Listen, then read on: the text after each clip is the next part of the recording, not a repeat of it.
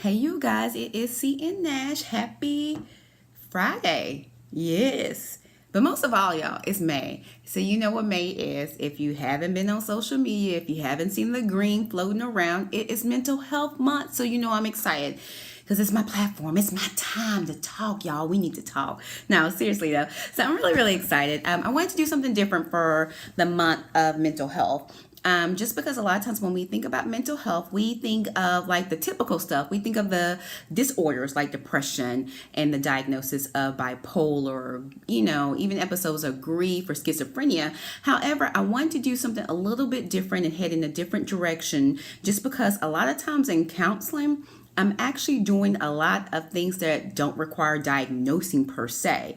I do a lot of non-diagnosing. I do a lot of foundation building. I do a lot of skill building. So before we can even get into the framework of mental health, I want to lay down the foundation of communication. And I love this topic just because we all use communication in some shape or form. In fact, interesting, we use communication a lot. Now, we females, we like to talk. At the end of that day, we would have spoken 20,000 words, 20,000 words. Men still talk their range about 7,000. So we, both men and females, we like to talk, but especially us women. And it's just natural. A lot of times when we're around people, that's how we connect. I want to talk about communication just because I've seen both professionally, but also I'm admit even in professional, even personal aspects where the communication style can either foster a relationship or actually break it down or hinder it. So communication is very, very important, and how we communicate is important. So I want to talk about this month. I want to talk about the 4 basic styles of communication. We have passive communication, aggressive communication, passive aggressive communication, which I cannot wait to touch on just because it's probably the most fascinating, but one of the most challenging styles to deal with. But then we have the assertive communication style, and I'm gonna save the best for last just because there's actually positives in all styles, but assertive communication just involves the positives from all of those styles, so I'm gonna leave that one for last.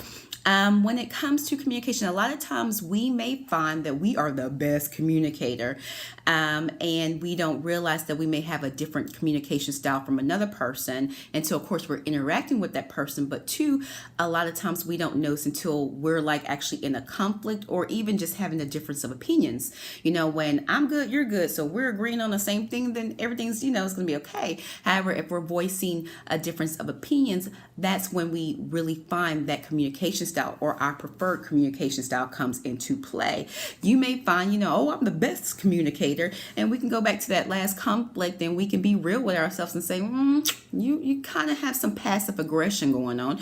Or you may feel I can express myself. I do a great job of expressing myself, and we can even check ourselves and say, boo, no, you have some signs of aggression in your communication style. So it's something that we all deal with. We all use a combination of those styles at some point. But also we may even find when it comes to even conflict resolution, we actually may gravitate towards a certain style. So I really want to break those down.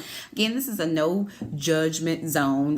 This is something, like I said, even personally, God had to sucker punch me on my communication styles at times. Even specifically, which brings up my next point is, if you're watching this video, the only thing I encourage you to do is to watch it for yourself. There may be some things that I say in this video where it resonates with another person. Like you may say, oh, this reminds me of that person, or this reminds me of that person. The only thing I ask is just for you to redirect your attention back to yourself and hear me out on this. And this is something that God had to sucker punch me on, is sometimes it is easy to point out the mistakes of other people. However, it's very important that we focus on ourselves because we only can control ourselves. We may even find that while we may do assertive communication, it's still up to that other person to decide how they want to respond. We can use I feel and I think statements all day long, but if that person is unknowingly or maybe even unwillingly to demonstrate effective communication back to you, there's nothing we can do. It's natural for us to start off being assertive, but when that person decides to be aggressive, or when that person decides to be passive aggressive, we're like kicking everything off the table and be like, let's go. But God had to even challenge me personally and say, still continue to be assertive, even when that person is not willing or unable to be assertive. Continue to do you. Continue to improve on you. So when I ask you to watch these videos, while you're watching, just please keep these videos in mind for yourself, how you can improve. Why not? Let's start off with passive. I actually like and enjoy all the different types of communication styles for the positive that they have. There are some negatives, and we're going to be real and we're going to go with both. Again, this is a judgment-free opportunity. But I wanted to start off with passive. So passive, a lot of times words may be associated with passive communication, like that's the doormat communication style, or that's the walk all over me type of style, or that's the yielding type of style. And so what I wanted to, you can consider passive communication to be when we actually avoid sharing or expressing our thoughts and feelings. So a person who chooses to use passive communication, they struggle to express themselves. They struggle to acknowledge their rights and express it outwardly.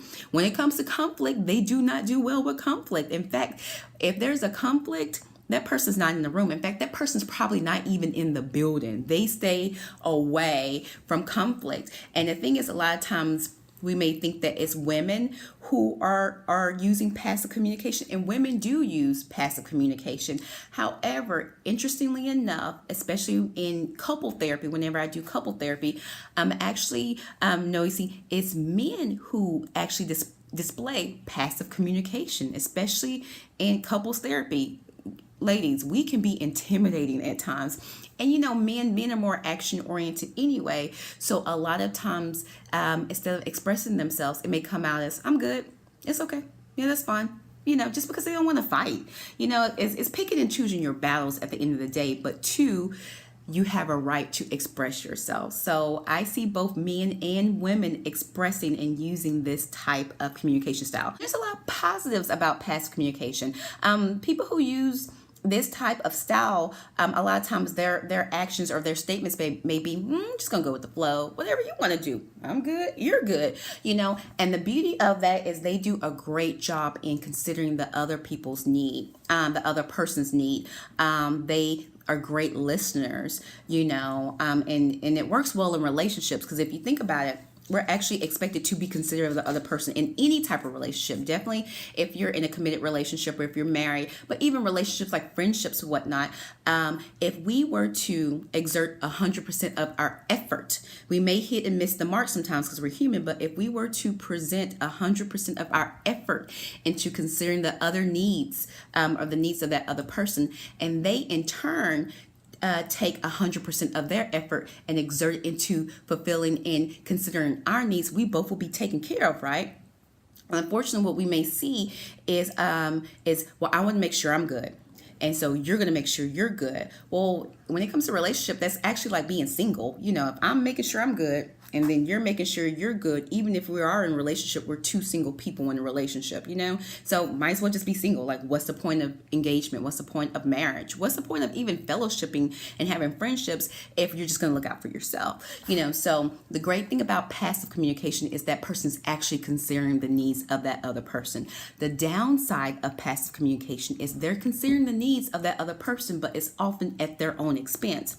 So while they're being considerate of that other person, they are not recognizing their own needs. And we are human. If you are living and breathing, you have a need. We all have needs that need to be filled. And so when you're putting yourself in a position, and I say when you're putting yourself in a position that you're not able to express yourself, that often comes with feelings of resentment. That often comes with no one thinks about me. That often actually comes into being at risk for victim mentality. Now, I want to break down this word victim. Okay, a victim, the definition is truly, if you think of it, is a person who is being taken advantage of. They are put in a situation where they have no control over a situation. So I want to acknowledge that We do have victims in this world, unfortunately. There are people who have been taken advantage of. There are people who are, unfortunately, they can't do anything about their situation, or they can't do anything about what has happened to them. Maybe they experienced a trauma. Those are victims because it was beyond their control. And I want to state that, and I want to state it firmly, is because I want to show those people respect and I want to acknowledge them. This is not that type of situation. So I want to distinguish and I want to separate those people from this type of situation. In this type of situation, when we're dealing with passive communication, while you may feel that things are out of your control, it's actually within your control. So I do not say that to shame anyone. I say that hopefully to empower you. A lot of times we may feel that it's out of our control when, simply put, you just did not use that opportunity to express yourself when you have every right to, again, make sure that your needs are taken care of. Now, this is not at the expense of another person, but this is saying, hey, I'm a human being and I have a right to have my needs taken care of. I have a right to express what I'm saying without shame, without guilt. So that's unfortunately one of the downsides about using passive communication. Two, what you may find with passive communication is because you've been bottling things in for so long, and you may think, oh, it's just anger, it'll go away. No, energy cannot be destroyed. It's just merely passed from one body to the next. So that anger is going to get out eventually. And you may find what passive communication is, when you bottle it and subdue it for so long, you swing to the other end of the spectrum and you actually become aggressive. So you're bottling it for so long, not expressing how you feel, that one day you click and you explode and you're actually attacking the other person. So there's actually an unhealthy way, an unhealthy aspect of passive communication. It's all about balance. So Scripture actually tells us to guard our hearts, because everything we do flows from it. A lot of times we don't realize that we're harboring these feelings. A lot of times we don't sense that we have some anger or resentment until it flows out. So again, I ask you and encourage you, as you watch these videos, watch it for yourselves, because you may be surprised of what comes out of your mouth when there's pressure, when there's tension, when we are in a conflict. So some signs, I would say some terms that you may want to pick up on that express passive communication. Again, there's nothing wrong with this. I actually love this part, but it is a passive form of communication. I'm just going to go with the flow. I just want peace. That's actually a great statement. I just want peace. That is a statement that I actually use a lot. I just want peace. However, it gets into passive, the downside of passive communication. If you're choosing to risk your peace at the end of the day, if you're willing to do whatever to get that peace, to the point that maybe you continually put yourself at a disadvantage. Again, put yourself. You have every right, and it is actually within your control. And you find yourself putting yourself at a disadvantage to maintain peace, I say check into that. There are other ways to express peace where both parties can be satisfied and both parties at the end of the day get their needs met. If you look at this diagram, you have in one side, you have you, and you're sitting down, and you have on the other side, you have a person who's standing up. The thing with passive communication is, a lot of times we don't take that opportunity to express ourselves. So it looks like there's a disadvantaged level. We're not on level ground. If you look at the other person, you see that they're actually not in an intimidating stance. Sometimes even as when we use passive communication, we look at it, or our mindset may be that, we feel that person is going to attack, or we may think that person is attacking. And a lot of times that person is not attacking. They're just listening, and because we have this fear, this intimidation, this struggle with our self-esteem that challenge us to believe that we're worthy. A lot of times how that looks is that we are shutting down and we're putting ourselves at a disadvantage. Again, you see, we as a person in passive communication is sitting down. So look at passive communication in the sense that I lose, you win.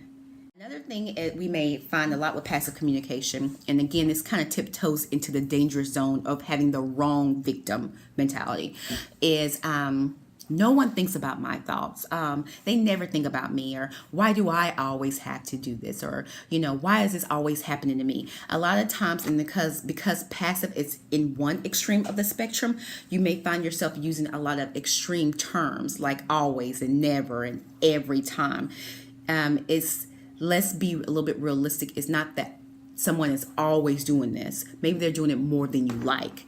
It may be that it doesn't necessarily mean that it never happens. You just wish it would happen more, So you may find yourself using an extreme type of communication style, specifically passive communication, if you find yourself using those kind of black and white, absolute, extreme trigger words. So yes, so some tips I can leave with you to increase your assertiveness if you are using passive communication. First, I cannot stress this more than enough, is know that if you are living and breathing, you have a need and you have every right to express that need. Unfortunately, at the end of the day, what they choose to do, the other person choose to respond, however they choose to respond is on them.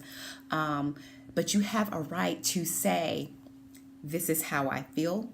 These are my thoughts. If that person chooses to respond accordingly and be like, okay, that's on them. If a person just flat out ignores it, that's still on them. Do not stop being you, and do not stop expressing yourself just because another person is unwilling or unknowingly able to handle your thoughts and your needs. Okay. And I want to bring up actually something that comes into play with my book Mirror and Effect. There actually is a character in the book, a main character, Demi, who unfortunately she had a lot of passive communication.